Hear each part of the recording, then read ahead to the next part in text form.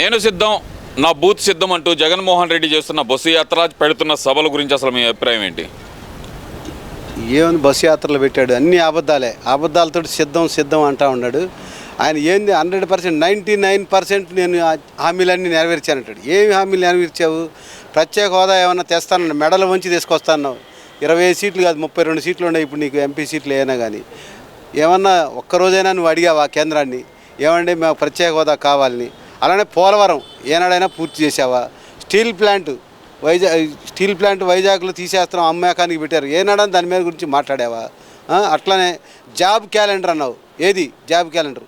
CPS రద్దు అన్నావు, చేసావా? ఈయన నీ చేసేది? ఇంకా ఇంకా రైల్వే జోన్ అంటున్నావు, ఆ ఊసే లేదు. ఏ రకంగా నువ్వు ముఖం పెట్టుకొని ఓట్లు అడుగుతావు? మద్యపాన నిషేధం అన్నావు, అది లేదు. ఏం చేశాడుగా? 42,000 బెల్ట్ షాపులు రద్దు చేశాను అంటున్నాడు కదా. 42,000 బెల్ట్ షాపులు రద్దు చేశాడా? ఎక్కడ?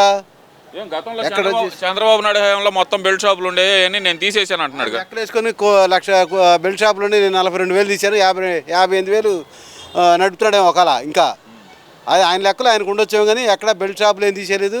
షాపులు మద్యపాన నిషేధం అన్నా విపరీతమైన చీఫ్ లెక్క తీసుకొచ్చి రాష్ట్రంలో జనాన్ని, ఆరోగ్యాన్ని నిర్దాక్షిణ్యంగా పాడు చేస్తున్నావు. ఇష్టం వచ్చినట్టు రేట్లు పెంచావు చీఫ్ లెక్కలకు కూడా.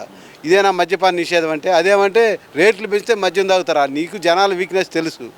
వాళ్ళు తాకడ పెట్టి ఇంట్లో చెంబులు బిందులు అమ్మైనా సరే తాగే రకాలు ఉన్నారు, అలవాటు పడిన వాళ్ళు మద్యానికి. నువ్వు ఈ రకంగా రాష్ట్రాన్ని నాశనం చేసి ఇంకా నేను సిద్ధం అంటే ఇంకా దేని సిద్ధం? ఇంకా ఏం నాశనం చేద్దామని సిద్ధపడదావు నువ్వు? మాకు అర్థం కావట్లా.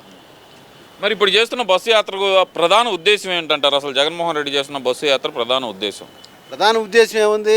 మళ్ళీ మాయ మాటలు చెప్పి జనానికి నేను అది చేస్తాను ఇది చేస్తాను, నన్ను నమ్మండి. ఒక వాలంటీర్లను ఒకళ్ళని పెట్టుకున్నారు కదా, వాలంటీర్ల ద్వారా వాళ్ళని కూడా రిజైన్ చేయండి, కార్యకర్తలాగా పనిచేయండి. మొన్నటిదాకానేమో మరి నీకు సొంత కార్యకర్తలు, నువ్వు ప్రభుత్వ ఖజానా సొమ్ము వాళ్ళకి ఎందుకు ఇచ్చావు? అసలు నీ సొంత కార్యకర్తలు నీ ప్రైవేట్ మేనిఫెస్టో ఉంటే నీ డబ్బులు ఇచ్చుకోవాలా?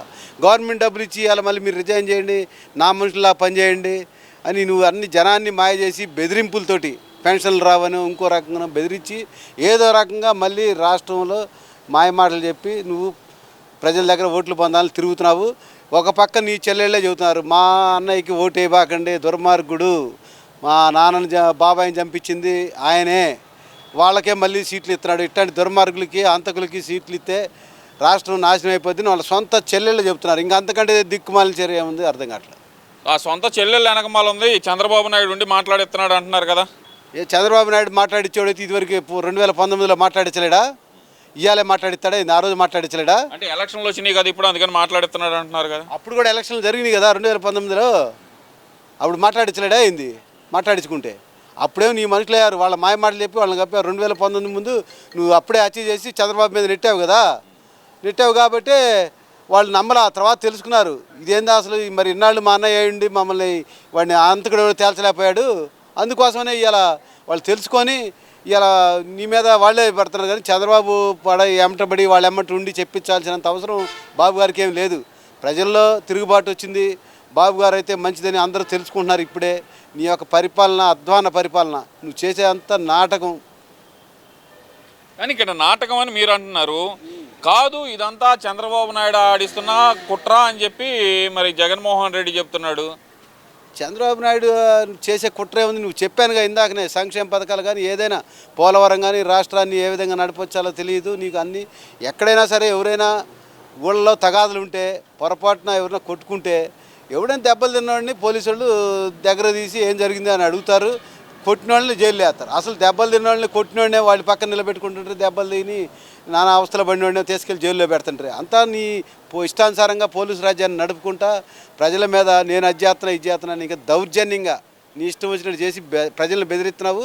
అది మంచి పద్ధతి కాదు. ఎప్పుడు రాష్ట్రంలో ఇట్లాంటి నీ రాక్షస పరిపాలన ఎప్పుడు చూడలేదు. అందరూ అర్థం చేసుకున్నారు, ఎవరు బెదిరిపారు. రేపు ఓటేసి నీకు సరైన బుద్ధి చెబుతారు ప్రజలు. మీరు ఓటే సరైన బుద్ధి చెప్తారంటున్నారు. మరి అవ్వాతాతలు మరి చాలామంది మాట్లాడుతున్నారు కదా, కొన్ని మీడియా ఛానల్స్లో చూస్తున్నాం కదా, చంద్రబాబుని ఓడించి తీరుతాం, మాకు ఇంటికి వచ్చి ఇచ్చే పెన్షన్ ఆపిచ్చాడు దుర్మార్గుడు అని చెప్పి అవ్వాతాతలు తిడుతున్నారు. కొంతమంది వైసీపీ నాయకులు తిడుతున్నారు, మంత్రులు కూడా తిట్టే పరిస్థితి ఉంది. ఎలా చూడాలంటారు మరి దీన్ని? మంత్రులు తిడతారు, వాళ్ళు బలవంతంగా కొంతమంది చేత చెప్పించి ఉండొచ్చు, కొంతమంది కూడా వ్యతిరేకించారు కదా. చచ్చిపోయిన శవాలతో కూడా రాజకీయం చేయబోతున్నారు. శవాన్ని తీసుకెళ్ళి చంద్రబాబు గారి ఇంటికాడ పెడతాడంట జోగి రమేష్ అని ఆయన. ఏ రకంగా పెడతాడు? ఎందుకు చనిపోయింది ఆమె? ఎండ దెబ్బ తగిలి నువ్వే పెన్షన్లు ఇస్తామని చెప్పి ఎలక్షన్ ఆఫీసర్ చెప్పారు కదా. వీలైనంత వరకు మీరు లేని వాళ్ళకి, ముసలి వాళ్ళకి ఇంట్లో పోయి ఇమ్మని. సచివాలయాల్లో అంతమంది ఉద్యోగస్తులు ఉన్నారు, వీళ్ళందరూ ఇళ్ళకి పోయి ఇలేరా? ఒకళ్ళకి సచివాలయానికి ఎన్ని పెన్షన్లు ఉన్నాయి, ఎంతమంది ఉన్నారు ఉద్యోగస్తులు? వీళ్ళందరూ కలిసి ఇచ్చి రావచ్చు కదా ఇంటి దగ్గరికి. కావాలని నువ్వు ప్రజల్ని ఈ ఎండాకాలంలో ఇబ్బంది పెట్టి వాళ్ళని ఏదో రకంగా ఇబ్బంది పెడితే నాకు ఓట్లు వేస్తారనే ఆలోచనలో ఉన్నావు నువ్వు. వాళ్ళు ప్రజలందరికీ తెలుసు ఎవరు ఏం జరుగుతుందా, ఇక్కడ ఏం జరుగుతుంది అనేది. నువ్వు కావాలని ఈ నాటకం చేసావు, అది అందరికీ తెలుసు. ఎవరు కూడా నీ పక్షాన ఉండరు. రాబోయే రోజుల్లో వృద్ధాప్య పెన్షన్లు తీసుకునే వాళ్ళు కూడా పక్కాగా చంద్రబాబు గారికి వేస్తారు. రాబోయే గవర్నమెంట్లో కూడా చంద్రబాబు గారి గవర్నమెంట్లో మళ్ళీ ఇళ్ళకెళ్ళి అందరం కూడా పెన్షన్లు ఇప్పించే ఏర్పాట్లు చేస్తాం. బాబు గారు చెప్పారు కూడా. ఇక్కడ జగన్మోహన్ రెడ్డి మరి ఓపెన్ ఛాలెంజ్ చేస్తున్నాడు చంద్రబాబు నాయుడు గారికి. ఇప్పుడున్న పథకాలన్నీ అమలు చేసే దమ్ముందా చంద్రబాబు నీకు, లేదంటే ఈ వాలంటీర్ వ్యవస్థను తీసేసే దమ్ముందా నీకు అని చెప్పి సవాల్ చేస్తున్నారు కదా. అసలు ఈ సవాల్ని ఎలా చూడొచ్చు అంటారు? మరి నువ్వు సవాల్ చేసేది సంక్షేమ పథకాలు అంటేనే తెలుగుదేశం. ఎన్నో 109 సంక్షేమ పథకాలు, 100 చిల్లర సంక్షేమ పథకాలు తెలుగుదేశం పార్టీ పెట్టింది. నువ్వు వచ్చి నవరత్నాలు అని 9 సంక్షేమ పథకాలు పెట్టి చేయలేక వాటిలోనే కోతలేసి, అమ్మఒడి కోత, పెన్షన్లు కూడా నీ ఇష్టానుసారంగా కరెంటు 300 యూనిట్ తగిలితే పెన్షన్ల కోత, అన్ని కోతలతోటి 9 సంక్షేమ పథకాలు నువ్వు నడపలేదు. బాబు గారు ఉన్నప్పుడు 100 పైచీలకు సంక్షేమ పథకాలు నడిచినాయి. ముస్లిమ్స్కి కానీ, ఎస్సీస్కి కానీ, ఎస్టీసీకి కానీ సంక్షేమ పథకాల ద్వారా ఒక కార్పొరేషన్లు పెట్టి వాళ్ళకి డబ్బులు అలాట్ చేసి కార్లు కానీ రకరకాలు, ఎస్సీస్లో అయితే కార్లు చాలా మంది ఇచ్చున్నారు, వేల కోట్లు. అట్లానే చదువులకి, పిల్లల చదువులకు కూడా ముస్లిమ్స్కి విదేశాలకు పడడానికి కూడా చదువులకి ఇచ్చిన రోజులు ఉన్నాయి. అట్లాంటి సంక్షేమ పథకాలు పక్కాగా ప్రజలు బతకటానికి అవసరమైనవి మనం ఒక పద్ధతి ప్రకారం సంక్షేమం అలవాటు చేస్తే ఆ లబ్ధి పొంది ఆ సంక్షేమం ద్వారా వాళ్ళు వ్యాపారాలు కానీ ఇంకో రకం కానీ చదువులు కానీ చదువుకొని వాళ్ళు బాగుపడాలనే ఉద్దేశం బాబు గారిది. నువ్వేదో ఈ పూటకి ఇచ్చేయటం, సాయంత్రానికి వాళ్ళు మందు తాగటం, మళ్ళీ ఆ డబ్బులు నీకు కడతాం, ఇది నువ్వు పెట్టే సంక్షేమ పథకాలు. ఇక్కడ చూస్తే కనుక ఒక బ్రేకింగ్ న్యూస్ అయితే వస్తుంది. జగన్మోహన్ రెడ్డి కాన్వాయ్ నద్దుకున్న గ్రామస్తులు నీళ్ల బిందెలతోటి. ఎలా చూడాలంటారు దీన్ని? ఎలా చూడాలి ఏముంది, నీకు ముందు వస్తూ అవగాహన ఉండదు, చెరువులు నింపేది లేదు.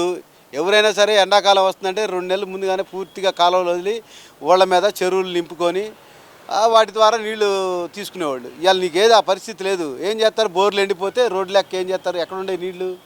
రోడ్లు ఎక్కుతారు, ఆపుతారు కూడా. ఆపుతారు, ఇంకా నయం కొంతమంది బిందెలు ప్లాస్టిక్ బిందెలతోటి ఆపారు, కొంతమంది పాల్గొడతారేమో రేపు నీ మొఖాన. ఎందువల్ల అంటారు ఇంత వ్యతిరేకత రావడానికి ముఖ్య కారణం జగన్మోహన్ రెడ్డి మీద? ఎందువల్ల అంటే పరిపాలన చేత కాదని.